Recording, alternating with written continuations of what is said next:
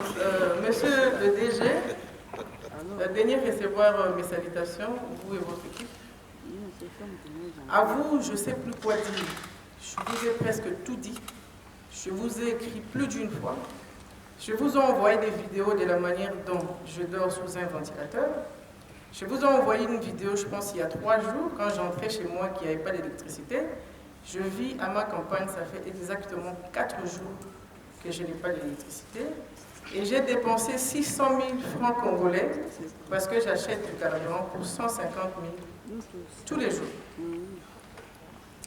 Aujourd'hui, vous venez nous tendre la main pour qu'on vous accompagne. Mais moi, je te dis que vous n'en avez pas besoin. La mienne, je vous l'ai tendue, monsieur le DG, vous le savez très bien. J'ai eu l'initiative de faire une descente sur le terrain et d'identifier les problématiques des différentes cabines de la commune de Funa, dont je suis l'élu. Je vous ai fait un rapport, mais aujourd'hui, quelques mois après, je me relire votre réponse avec mes collègues. Comme ça, ils vont vous comprendre davantage, parce que moi, je vous ai déjà compris. Permettez-moi, chers collègues, de vous lire le passage qui m'a le plus choqué. Je lis. Je sollicite à nouveau votre concours pour assister la SNEL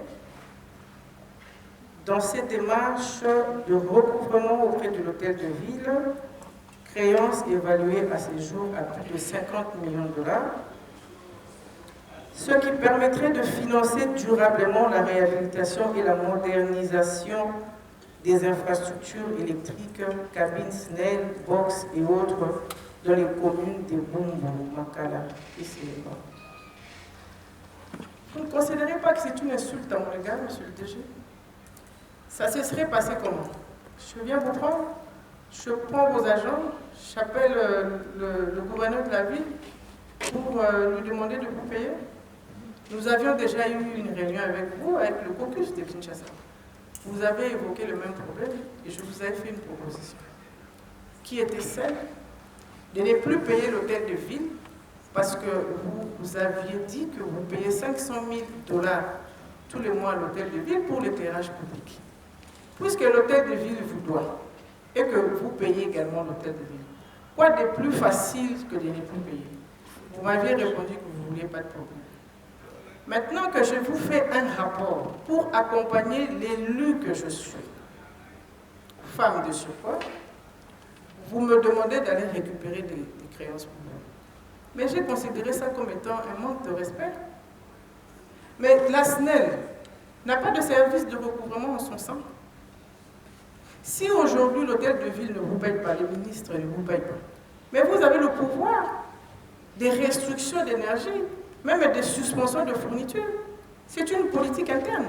Si on ne vous paye pas, vous faites recours au gouvernement central pour qu'on vous subventionne. Ce n'est pas juste. C'est vraiment pas juste et c'est une très mauvaise politique.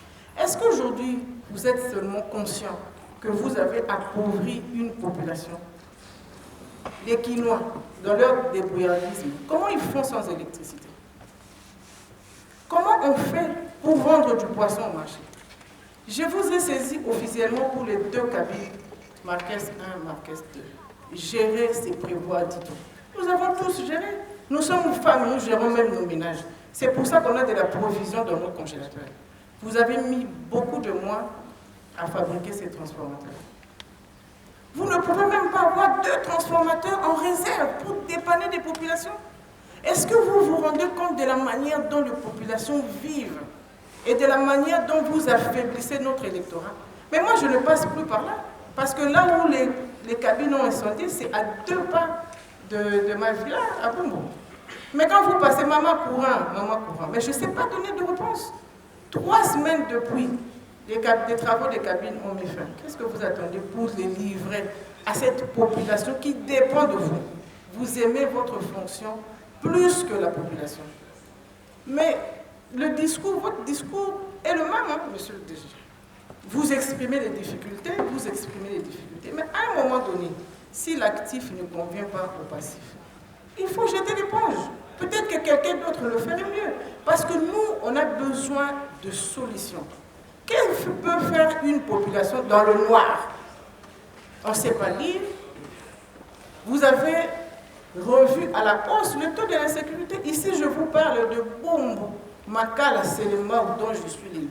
Je ne sais pas si je dois vous donner des détails ici de ce qu'on vit au milieu de la nuit. Mais les populations souffrent d'une façon où vous n'avez pas d'idée.